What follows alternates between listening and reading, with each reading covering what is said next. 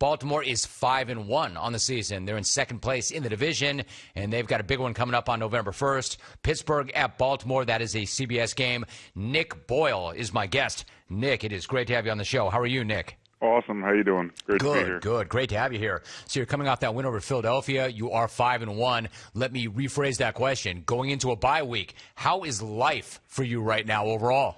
Yeah, life is good. We're 5-1, but when we look back at it, we look back at Philadelphia, our last game, and as an offense, obviously we didn't play how we wanted to play. We weren't as clean as we wanted to be with our penalties and whatnot, and that's on us players. And for this bye week coming up, I think it's an early bye week, but I think it's a good time because we can sit back, refocus on what we really need to tighten up to play Pittsburgh. And obviously playing Pittsburgh, we need to give it our best shot versus them, like always. We're talking to Ravens tight end Nick Boyle. I'm going to look ahead to that in a minute, Nick. But one thought, you had a touchdown on the first drive of the game when Lamar Jackson was scrambling. He bought some time, and then he found you. What did you see on that play, and then how good did it feel for you to cash that one in? Yeah, I had it down flat, so I was really blocking the end. If I probably blocked the end a little better and had a little stronger outside hand, I probably wouldn't have got the ball because he would have got the edge a little better.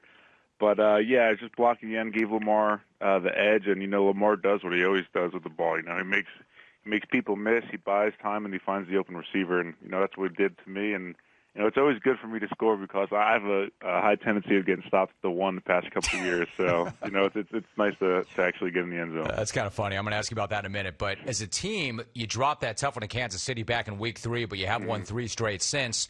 Where was the group after that loss, and then how pleased were you with the way everybody responded since? Yeah, we obviously playing Kansas City, they kind of have our number the past couple of years. So, that one hurt. We gave it everything we had, but we just weren't good enough that day, and I think that fueled us. We got right back to work. As soon as that game ended, you could tell the mindset of the team was to just get right back at it, prepare for the following game, and get right back on track. Because, you give your best every single game. Obviously, it's not always becomes your best, but, that's what you strive to do.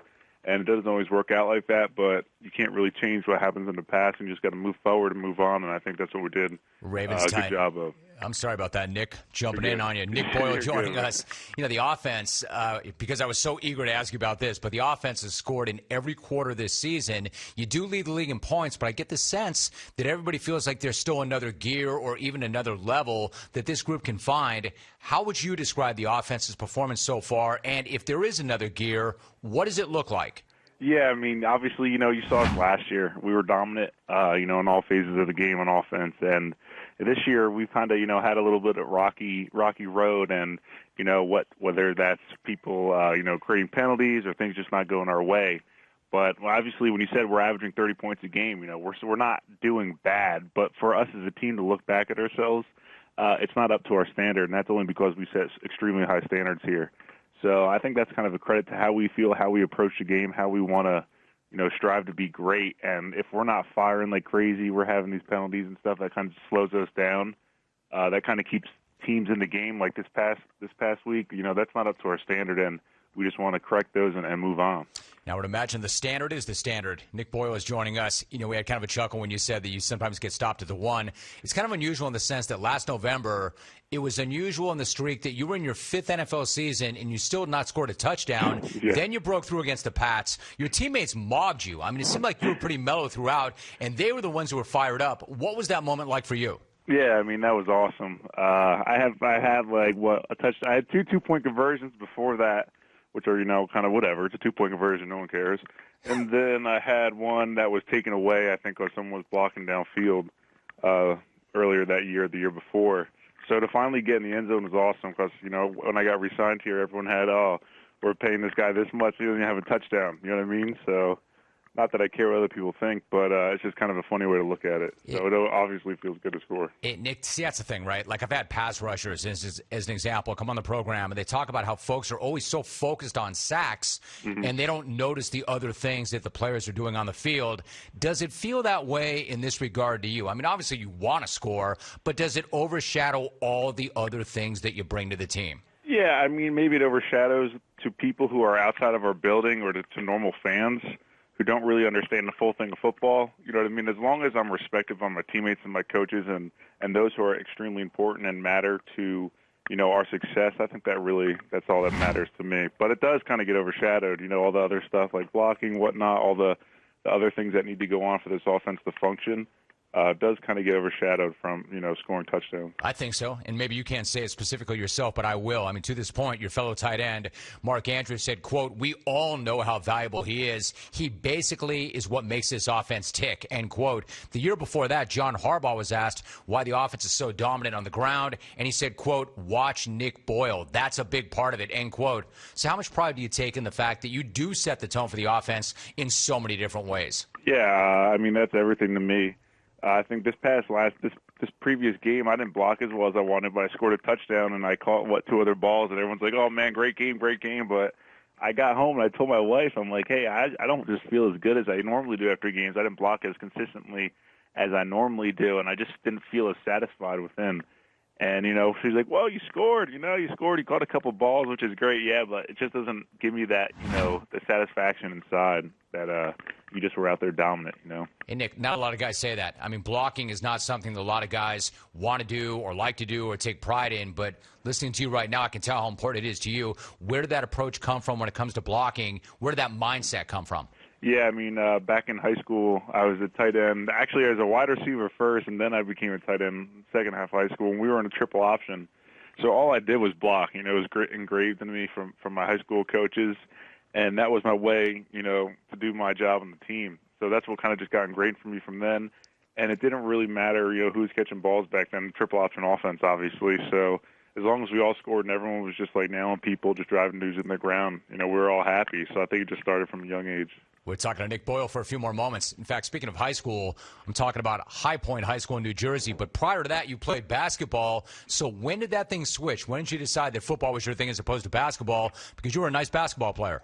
Yeah, it was pretty good. It switched, I would say, around like sophomore year when I would be afraid to, in the off season, our high school coach did a good job of taking attendance in the weight room. And I was not a weight room junkie back then. I was afraid to go in the weight room. I was a tall, skinny dude, and I was not physical at all in the football field. So I was afraid to miss the weight room sessions the next day to tell him, make an excuse why I wasn't there. So I eventually had to start lifting, and my high school coach did a good job of that. And then I got bigger and stronger, and then I kind of transitioned to being, playing football when I was, dominating guys a little better because I was stronger. Makes sense. Nick Boyle joining us. Now, you were a free agent last year, and there were a lot of teams interested in you, but you decided to stay in Baltimore. I've talked to one Ravens player after another, especially guys who have been in other places and then come to Baltimore. They've always talked about the culture within this organization and then the fan base. So what's it mean to you to be a Baltimore Raven? Oh, it's everything. It's everything, and I think it's all I know. Like you said, hearing guys come in from other places, other teams, it sure is different other places from what I hear. And I think the special thing, especially that I've been seeing last year, is the relationships on this team, the bond this team has, even compared to previous years in my early playing career here. I think the relationships on this team are just so strong. I truly come to work, enjoy every moment of it, especially at this tight end with Mark. Everyone, the offensive players, we're just so close, and it's awesome to have really good friends on the team, and that's why I think it's special. You know what I mean? And other people come cliquey other places. Not everyone gets along here. It's like it's a special bond for sure. Chemistry matters. I always think, Nick, that when I hear, regardless of the team or the sport, when somebody says chemistry doesn't matter, it's because they don't have it. Yeah. All right, so you also had a great line about what you plan to do once you sign that new contract. Quote, "We're not going to really be buying any more clothes and stuff. We're still at Nordstrom Rack and stuff. We're not going to Nordstrom," end quote, which I love. But in the 18 months since then, have you changed that approach? Are you still at the Rack, or have you treated yourself to a Nordstrom run? No way, man. Hey, I'm, Walmart George. Have you ever had the Walmart George shirts? I have not. Tell me about them. Awesome. Go to Walmart, and this is the thing. You could buy a bunch of shirts. No one even knows if it's Walmart or not when I walk into the locker room on Sunday. It looks nice. I get people saying, "Oh, what kind of shirt is it?" That's awesome. I say, "Yeah, I got this. It's George. It's from Walmart." And they're like $5 a shirt, and they fit. They're super comfortable, and they're awesome. I love them. I don't even clothes shop. My wife does it for me. So. That is the best. That is so good, man. Don't you ever change. I know you won't, but don't you ever change. No, it's awesome. I love it. Then finally, last summer, you got invited back to speak at graduation at a High Point.